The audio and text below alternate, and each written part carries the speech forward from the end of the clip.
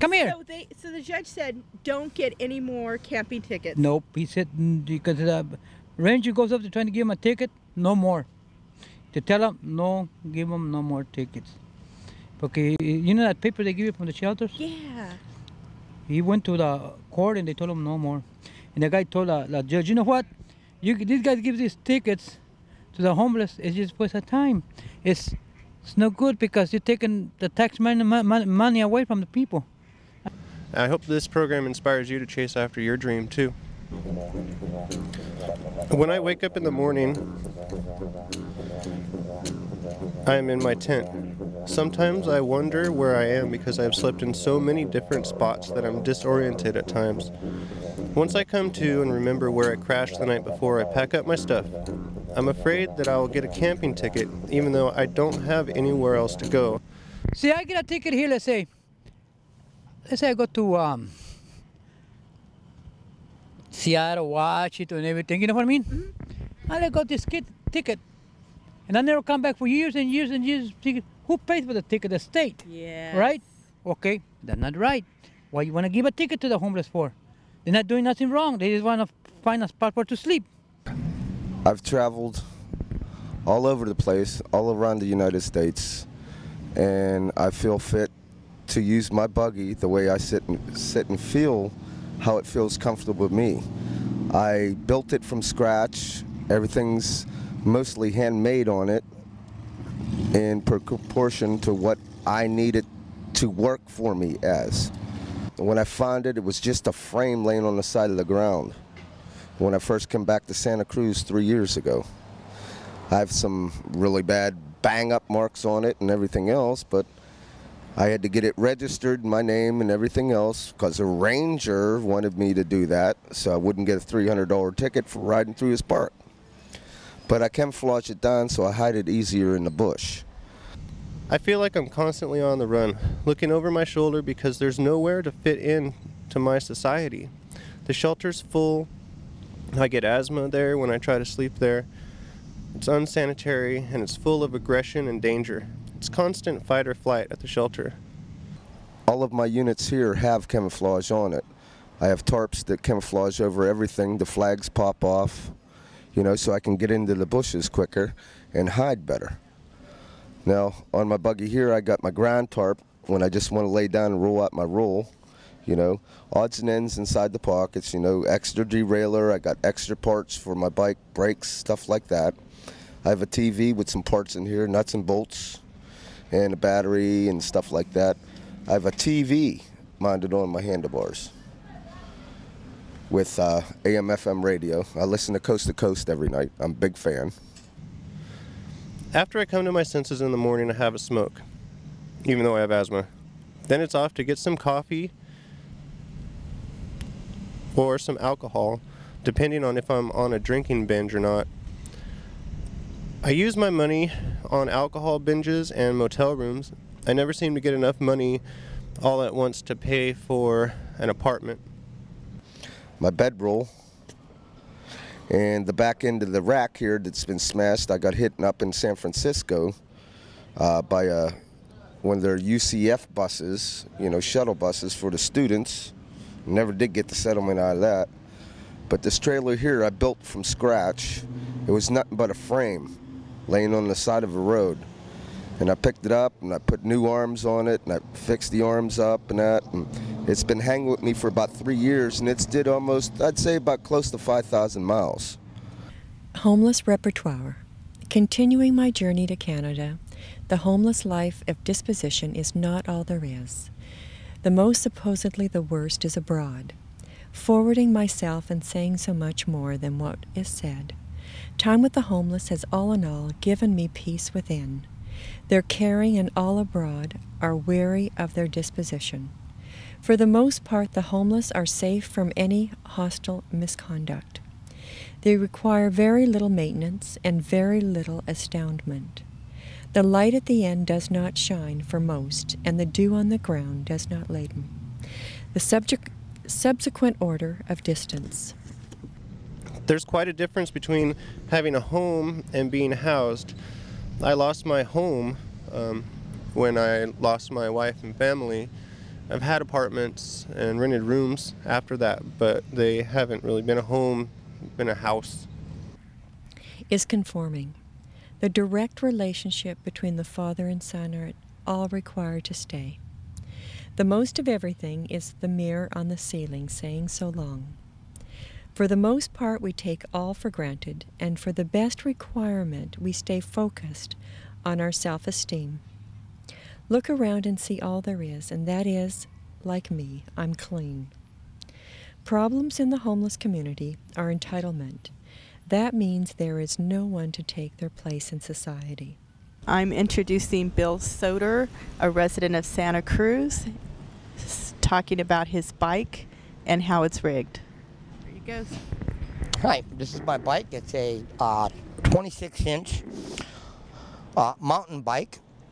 And although it's rigged more like a cruiser, a touring bike, it's got large front rings for speed, large back rings for power. I use these Armadillo Specialized tires because it's a touring tire, but yet you can get off-road on it, and you get a lot of mileage off of these ones here. They're Kevlar and they're puncture resistant. And I pack a lot of stuff on here. Right now the bike weighs about 130 pounds. In the winter time it weighs about 160 pounds. If I need to in a pinch, all that comes off, it gets folded up, the wheels come off, and it gets thrown in a box, and I'm on another bus. The bike comes apart, gets thrown in the box. Now I rode these trailers all the way back down from Arcata, 337 miles away. And for a while there, my girlfriend was hauling that one with her bike, the one that's in the back, for about 160 miles. And the rest of the way, the 200 and some miles to San Francisco, I rode both trailers up and down over mountain ranges that are over five miles in elevation at 70-degree angles.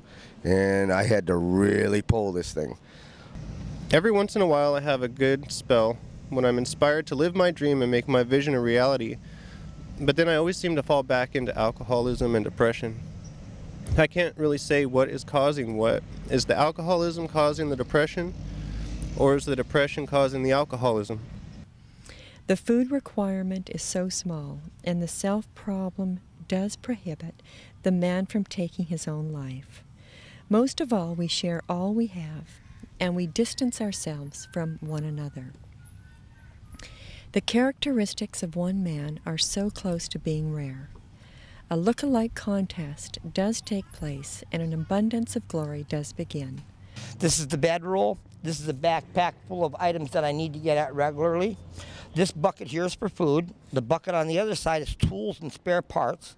For spare parts, I always carry brake cables, chains, brake pads, brake parts, extra screws, bolts. I carry epoxy duct tape and extra spokes, extra pedals, and I carry 2 spare tires back here, plus 2 inner tubes.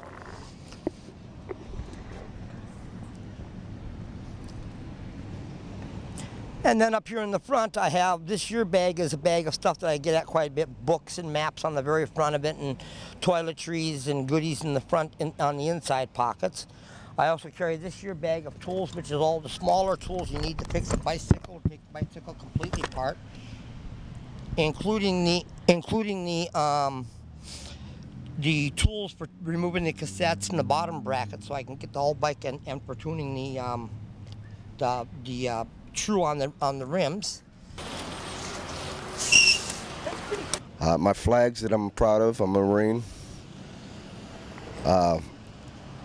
Extra derailleurs, extra brake cables, extra little shields for the brakes.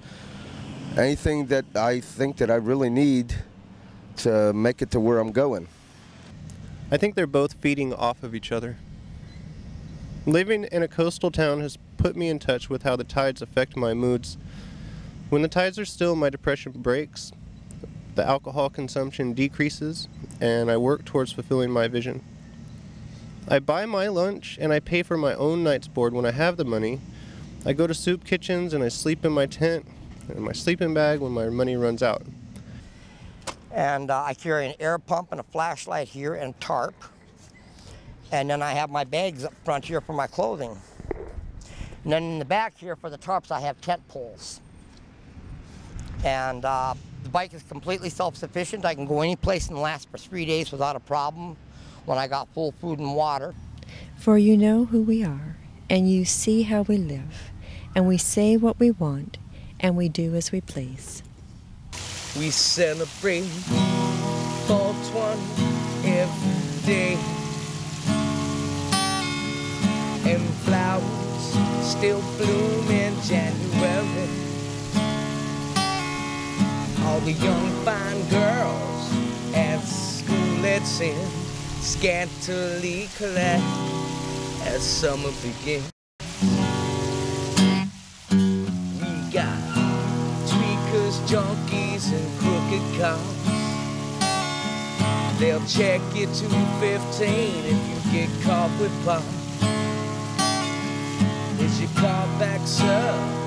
Have a nice day. Just take that pound and a half and roll away. In California,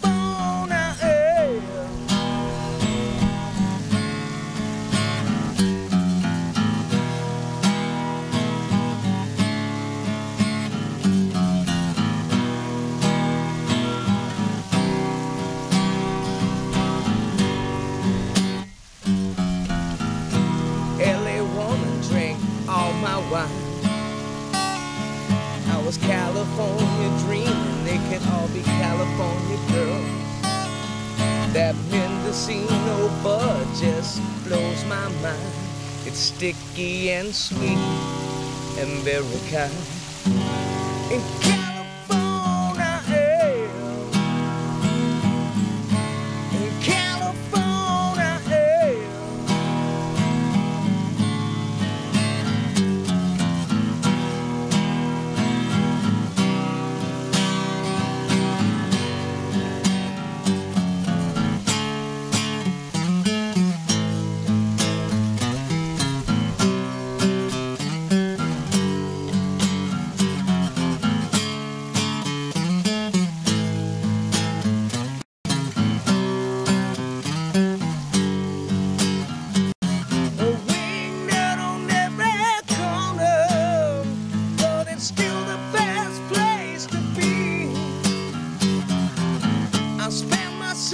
in Santa Cruz, and my winters on Ocean Beach.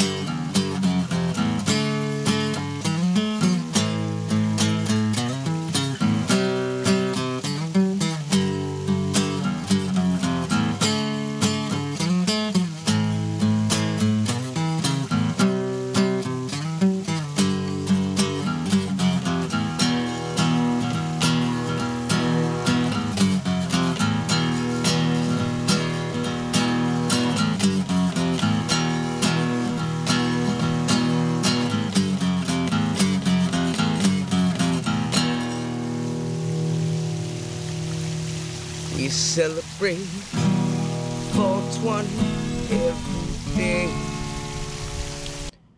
So you think the homeless should have rights? The homeless supposed to have rights. Do you think there should be more programs for the homeless? Yeah, there have to be more programs for the homeless, and they have to treat them right, and Better feet. better feet.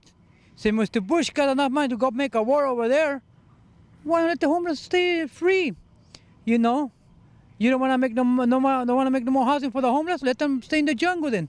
Yes, I agree. What the heck? You gonna get more money? They wanna get more money to go for war and war and war. And what happens? They got all of these guys getting killed just because they say it's your country. It's not your country. It's the rich people. The one is doing this. The poor people that got nothing to do with it. It's just politics. Who do you know? And you're a veteran. I am a veteran. I am a veteran. Country. You I fought for our freedom. Yep. You fought so we could have freedom to do Yep. what we want Yep. and say what we want. That's right. That's right. You gave your life. Mhm. But look, where I am at. Let's say they give me $900 a month. What is $900 a month? You go pay rent. What you got left? Yeah. You don't got peanut left. Yeah. What I want to go to the fire department and tell them, hey, give me some food stamps. I took my Benton's check and paid my rent. I don't got nothing left. It's true. But the wife does that. They have to give me food stamps. And you think that's right? They have low housing for the veterans and for the homeless. But they don't care about the homeless. The rich people just care about money. And I always get a ticket. Not always, but I've gotten about 5 tickets, even though a federal appeals court has ruled that it's cruel and unusual to punish somebody for sleeping outside when they have no place else to go. I'm self-employed and television production is my dream. I won't settle for a job working for someone else just to eke by. I always get fired from my jobs anyway because of my behaviors associated with my dual diagnosis. And besides that, I can't even afford to make $10 an hour in my former occupation because of all the child support I have to pay. I'll work a day and I'll get about 45 bucks, and that's not enough to make it. The lesson we learn is pay close attention to the sound of the motor car next to you. And pay close attention to the sound of the tires sounding around you. Do all you can to subject yourself to the sound of the earth. Do all you can to live a life most appreciated by all. Don't blame the drug addicts. Don't blame the dealers. Don't blame nobody but the rich people that sell the drugs. I can tell you, but I got a lot of experience. I've been in Mexico, and I know how it is. You in the borderline, you the border patrol, and I'm a Mexican, me and you're going to go make deals between you and me. Right. But the police not going to, don't worry about the police or the drug dealers. We'll set up over here between the bottom of the table. This program is about the lives and personalities of the homeless. Us homeless see each other all day long. Many of us were abused as children, and many of us are mentally ill. We suffer from depression, schizophrenia, substance abuse disorders, personality disorders, and many of us continue to embrace behaviors that no longer are fulfilling our needs. We need a place to recover that will meet all of our needs and meet us where we are in our illnesses and disabilities. The stigma against the homeless is powerful and disabling in and of itself. The misinformed opinions against the homeless verge on hate crimes. The laws against the homeless are cruel and unusual according to the federal court. Thousands of families are ruined by the hate practices against the homeless. Brothers, sisters, fathers, and mothers are all affected by the stigma against their members. Fathers are ashamed. Mothers feel guilty. It's difficult to go back once you get homeless. Look around you, Mom, and see a man, most of all, in a place of disdained repertoire, and see a lonely man of respect and problemary distance. Here we have a bundle of camping tickets that I have gotten in the past 3 months that I've been homeless here in Santa Cruz.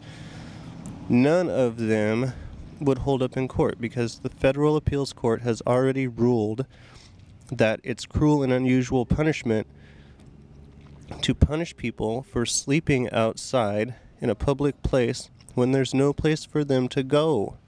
The stigma against the homeless is crippling. I want to have a home again. I hope that my family can forgive me for the harm that I've caused. I know that I forgive them. What happened here in the farm with the farmers, but they're trying to save more money for the crop. What happened last year, I think they freeze the crop, something I think got frozen. Okay. And they want to pay maybe no more raises to the people because they're trying to make up what they lost. You see what I'm talking about? Right, right. Okay. Well, what you got, you look at the rent, how high it is for the Mexicans. And the farm, you think you're going to support yourself to support a family? No, you cannot support They cannot pay rent and work in this country. That's right. And they're trying to make them work like dogs. Only they don't tell you that, but it's true. It's true. Look, it's not the farmer, it's the contractor, one who hires the contractor. The contractor one to push the people to work harder. You see what I'm talking about? Only they don't tell you that. When you ever see a reporter go up to the labor camp and look how they work, they never do that. Yeah. Notice that? Yes. Because and their interest of the farmer, they won't do it. Because they get cheap labor. They get cheap labor. Simple as that. At the human cost. And then they send half of them send money home to Mexico. But I know they do. Or more than half. That's no problem. That's okay. They send money to Mexico. It's good for their families. But look, you got them working for low wages. Okay? How come you think you got a lot of people now, they don't want to work? You see them over here in the street over here by... Yes. Well, you used to work? Yes. Okay yes. then. Why? They don't want to work. They don't want to work in the field because it doesn't pay. Right. Okay, you work out in the fields and in the streets, you make $10 an hour. Okay. Yes. In the field part is 8 or 7, sometimes 7.5. Yes. And some which parts, isn't. okay. You cannot make it with that. You cannot feed your family, No, you send cannot money feed your family. home. That's a rip-off for the poor people. So what do you think they should do? Make it bring the union in for labor workers? I think they ought to bring a union for labor, and I don't care if you're legal or not legal. You should be able to belong to the union. You belong to the union and give them better rights like anybody else. Once you're in the U.S., I don't care if you don't got no papers. If you do got papers, it doesn't matter because you steal, and then the sticks you wind up using labor people from Mexico. Everybody should have a right in this country. Right. Everybody supposed to have right. A right in this country Right. to make a living. Mexicans are #1 workers, right? In agricultural work, right? They've always think. They've always been. But you know, the white rich people always talk about Mexicans. I walk and can say what I want in this country because men like Tony fought for our freedom. So we can walk free, talk free, and walk through crime free. Well, you know, these days no one talks about the American dream anymore. It used to be 30 years ago was a big thing with the beat poets and Jack Kerouac and everything. And now no one really talks about it. People have given up on the American dream, I think. Because there's so many things are against you in achieving it. And even if you achieve it, then people just are completely still unsatisfied with their lives because they're always on the treadmill. So you're right. But I think the great thing about today is people are redefining what the American dream is into something completely different, and it's merging into a global dream. Maybe like the world global dream. Because there's the American dream. America has become so bankrupt and just almost corrupt that the values now have transferred around. I don't know. Here is a rare look into the lives of the homeless. I hope this program inspires you to fulfill your own vision of the American dream. No tickets. You clean up your area when you're done. I wanted to give you an idea of what it feels like to be homeless. If your mother lost her confidence in you, if your father was ashamed of you, if you were abused as a child, if your friends wanted nothing to do with you, if your wife had a restraining order against you, if the court prevented you from contact with your own children, if you were fired from your job, if you were fired from many jobs, if you were evicted from your home, if you slept upon concrete, if strangers looked upon you with scorn, if you were mentally ill, if you were disabled, if you lost your self-respect, if everybody gave up on you, then you would understand how it feels to be homeless. Life is a process of transformation. What used to be true about someone can change into something beautiful. Acts of pain cause further acts of pain, while acts of love cause further acts of love. Faith is the work of rehabilitation. Well, I don't believe that dreams have nationalities. So how would I fulfill my dreams? Not live life and be happy.